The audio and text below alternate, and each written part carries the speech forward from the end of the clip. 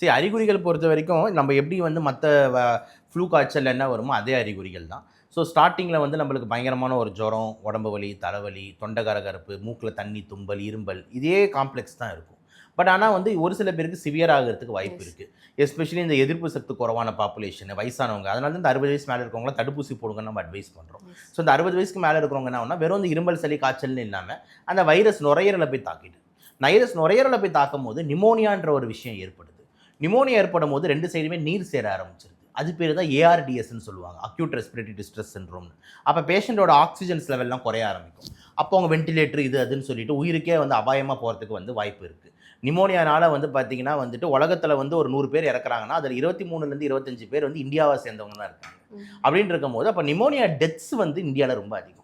அப்போ அதுக்கான காரணம் என்ன? ப்ராப்பராக தடுப்பூசியை பற்றி விழிப்புணர்வு கிடையாது. எப்படி ப்ரொடெக்ட் பண்ணிக்கணும்னு தெரியாது. ஸ்டார்டிங்லேயே நம்மளுக்குலாம் ரிஸ்க் ஆகும், அதிகமாகவே நம்ம போய் டாக்டர் பார்க்கணும்னு கிடையாது.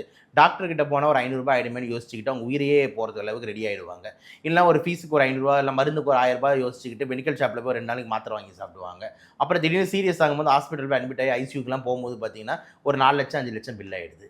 ஸோ ஒரு ரூ. 500 அங்கே இருக்குது, ஒரு 5 லட்சம் அங்கே இருக்குது. புரியுதா நான் சொல்கிறது? ஸோ அதனால் வந்து மக்கள் வந்து ஒரு சில விஷயங்கள்லாம் வந்து புரிஞ்சுக்கணும். என்ன அப்படின்னா, இந்த மாதிரி சிம்டம்ஸ்லாம் இருக்கும் போது ஸ்டார்டிங்கே வந்துட்டு நம்ம போயிட்டு நல்ல ஒரு அந்த துறை சார்ந்த டாக்டர், ஓகேங்களா? ஏன்னா இப்போ நம்ம இந்தியா மாதிரி கண்ட்ரியில் ஸ்பெஷலிஸ்ட்டுக்கு பஞ்சமே கிடையாது. இன்றைக்கி நினச்சாலும் நீங்கள் ஒரு ஹார்ட் டாக்டரை பார்க்கலாம். இன்றைக்கி நினச்சாலும் நீங்கள் ஒரு நுரையீரல் டாக்டர் பார்க்கலாம். ஸோ இந்த மாதிரி பல்மனாலஜிஸ்ட்டை பார்க்கலாம் நம்மள மாதிரி. ஸோ யாரை வேணால் நீங்கள் வந்து போய் பார்க்கலான்னும் போது நீங்கள் வந்து பார்த்தீங்கன்னா ஏர்லியாகவே நீங்கள் போய் இதெல்லாம் செக் பண்ணிக்கிறது ரொம்ப இம்பார்ட்டன்ட். எஸ்பெஷலி இந்த வயசானவங்க. ஏன் திருப்பி ஸ்ட்ரெஸ் பண்ணுறேன்னா, அதிக நிமோனியா டெத்ஸ் 60+ தான் நடக்குது. சின்ன வயசில் இம்யூனிட்டி கொஞ்சம் நல்லா இருக்குன்றதுனால அவன் கொஞ்சம் ஏதோ சமாளிச்சிடறான். ஆனால் அந்த 60 வயசுக்கு மேலே போகும்போது இம்யூனிட்டி குறையுதுன்னும் போது டெத்ஸ் அதிகமாகுது. ஸோ அவங்க கேர்ஃபுல்லாக இருக்கணும். 2வது, சின்ன வயசாக இருந்தாலும் சில பேருக்கு எதிர்ப்பு சக்தி ரொம்ப குறைவாக இருக்கும். இப்போ ஆல்ரெடி அவங்க ஹெச்ஐவி பேஷண்ட்டாக இருக்காங்க, இல்லைனா வந்துட்டு முன்னாடியே டிபி வந்த ஒரு பேஷண்ட்டாக இருக்காங்க, இல்லைனா இந்த கிட்னி ஃபெயிலியர் டயாலிசிஸில் இருக்காங்க, இல்லைனா டைப் 1 டயபெட்டிஸ்னு இன்சுலின் போட்டுட்டு இருக்காங்க. இந்த மாதிரி இருக்கிற ஆளுங்களை வேறு முடக்குவாத பிறகு ஸ்டீராய்டு மருந்து எடுத்துக்கிட்டு இருக்காங்க. இந்த மாதிரி ஆளுங்களாம் வந்து பார்த்தீங்கன்னா கேர்ஃபுல்லாக இருக்கும்.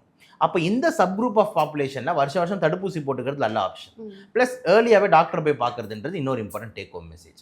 இதுதான் நம்ம வந்து இம்பார்ட்டண்ட்டாக சொல்லணும்.